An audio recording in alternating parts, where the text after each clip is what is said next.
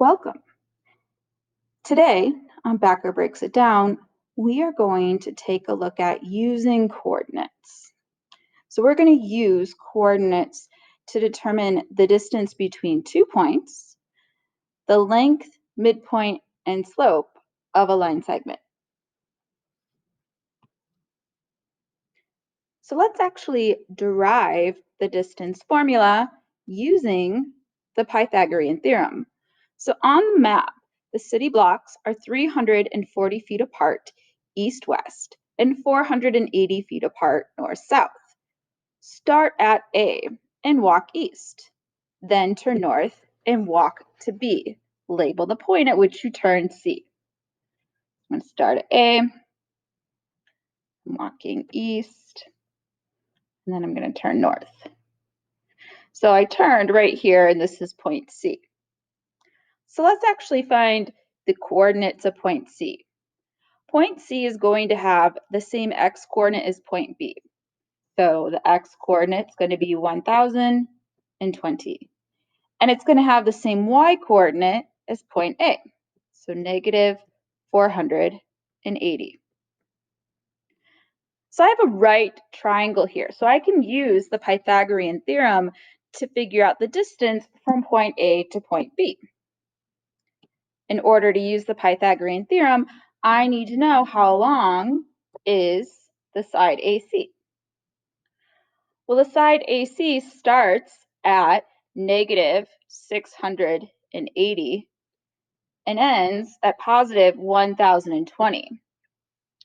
So I can find the distance between those 2 points by subtracting those values. And then since distance is always positive, I should take the absolute value. So if I go 1,020 minus negative 680, I get the side length of 1,700. I can do the same thing for side BC. I can subtract 960 minus negative 480, and I get 1,440. So now I'm going to use my Pythagorean theorem to find the distance from point A to point B. Okay.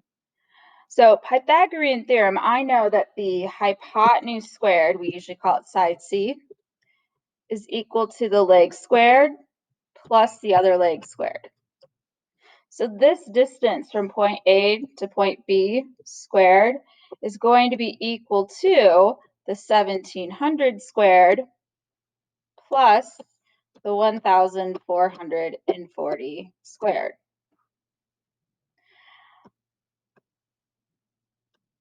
So if I do the math there, I get 4,963,600. And then in order to find the actual distance, I have to take the square root. And so the distance from point A to point B is approximately 2,228, and they have units in this problem, so feet. So I can use Pythagorean theorem to find the distance between 2 points, or I can use the distance formula. And so what we did here provides a basis for deriving the formula. So recall that we found this point C down here, and it had the same x-coordinate as B, and it had the same y-coordinate as A. We found the actual distances of the two sides of our triangle by subtracting. So when it came to side AC, I went x2 minus x1. And since distance should always be positive, I'm going to look at the absolute value of that. And then on the other side, we subtracted the y-coordinates. And just to guarantee that that distance is positive, we'll take the absolute value. And so from there, I can create my distance formula using the Pythagorean theorem, because the distance from A to B squared is equal to the leg squared, so x2 minus x1, the absolute value squared, plus the other leg squared.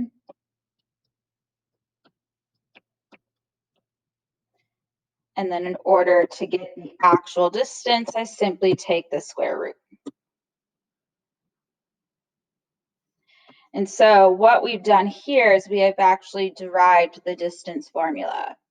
So notice that this is what we just got, and this is the distance formula. So you can use the distance formula to find the distance between 2 points on the coordinate plane. You could use Pythagorean theorem. It is helpful to have like a visual, like it graphed in front of you when you're using Pythagorean theorem. There are 2 other coordinate geometry formulas. You've got the midpoint formula, and you have the slope formula.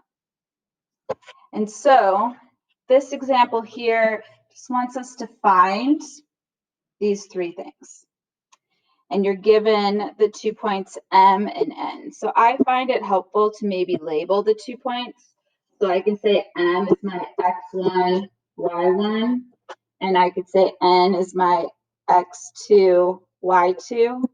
That way I'm properly placing the values into the formulas consistently each time.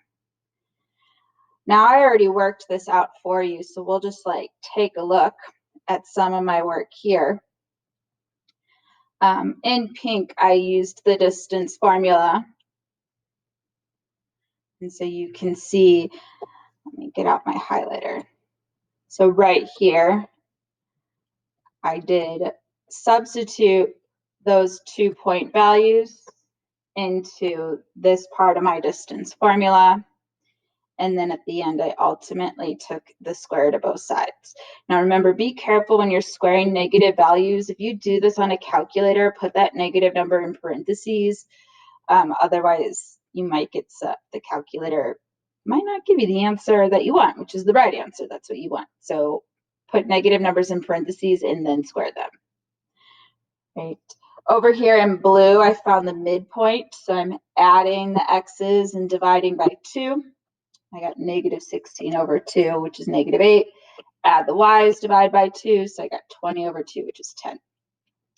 And then in green on the left, I found the slope. So make sure, like it's super important with slope formula that you maintain the order. So if I go y2 minus y1 on top, I better go x2 minus x1 on the bottom. Be careful with your negatives and subtraction. But those are the basics when it comes to coordinate geometry.